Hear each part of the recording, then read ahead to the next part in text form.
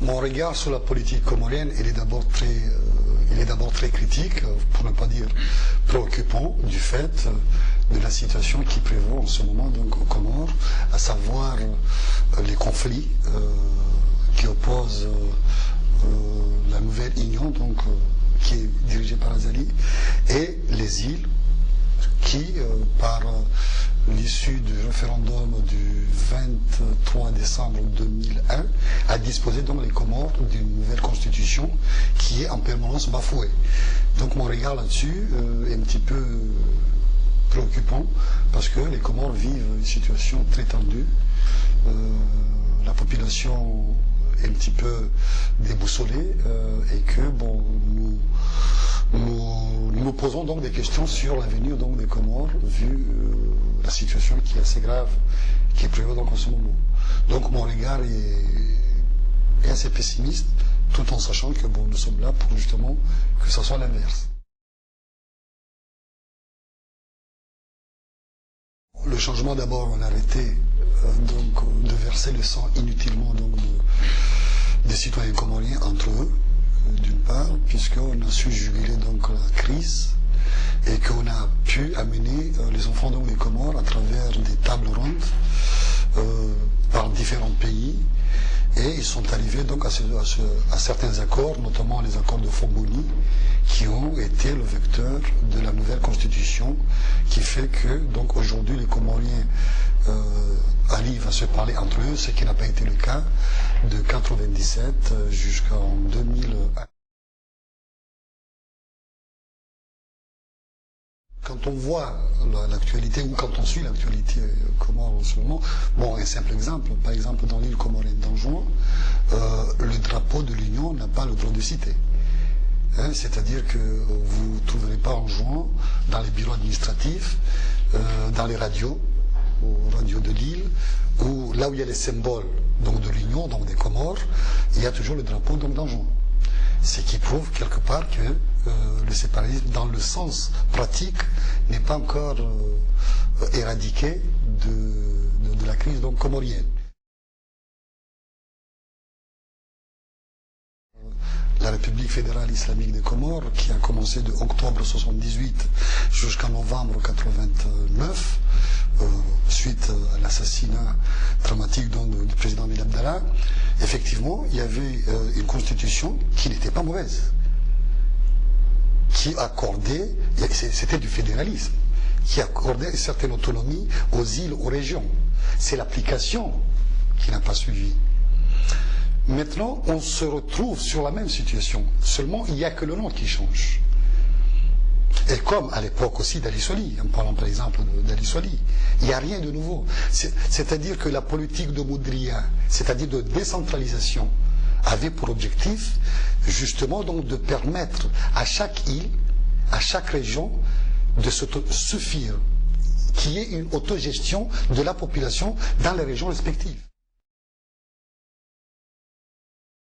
La diaspora comorienne a toujours immigré.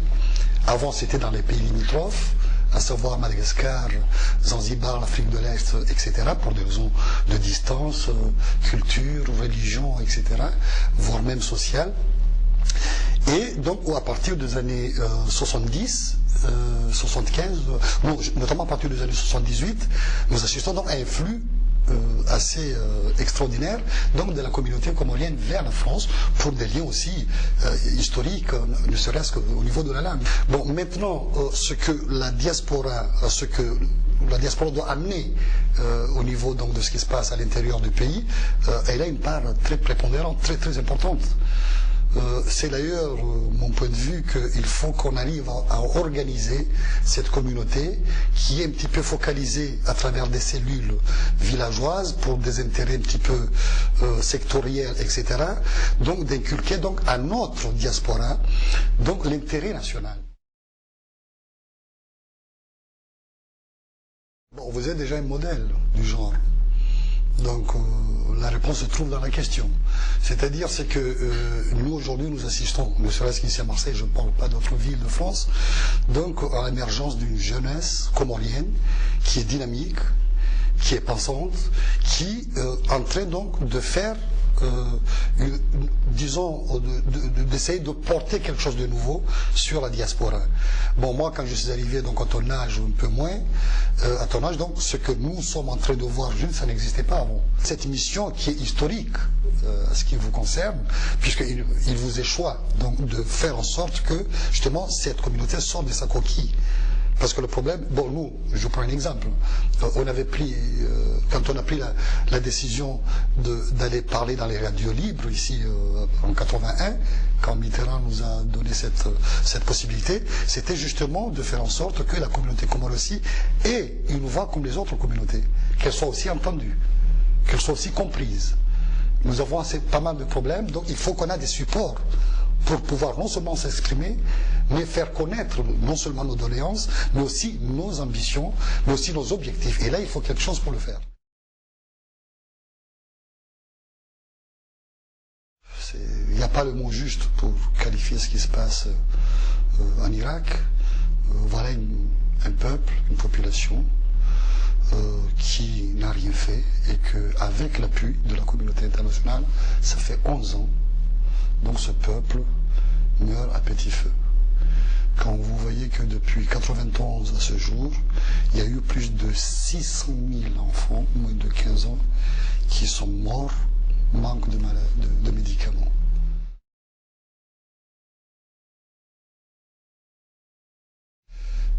Je suis très touché par la position de ces deux pays, parce qu'on ne s'attendait pas. Voilà enfin 2 pays d'Europe qui ne sont pas prêts à courber les chines devant la volonté d'une seule puissance qui est l'Amérique.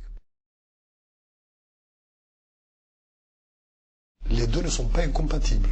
Défendre la population irakienne et défendre ses intérêts, ça va de soi. Ça va de soi. Pensez-vous que la guerre est inévitable? Inévitable, je ne pense pas. J'aimerais bien que je me trompe. C'est mon souhait. Mais vu tel que c'est parti là, donc ce n'est plus qu'une question de jour. Hein.